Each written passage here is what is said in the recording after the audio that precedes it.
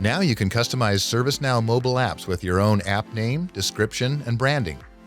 In just a few steps, you can create custom branded mobile apps using any ServiceNow mobile app and your unique company identity. Start by logging into your instance and submitting a mobile branding request. You can request the iOS and Android version of an app at the same time. Enter some key information, including app name and description, and select your security vendor, such as Microsoft Intune if required.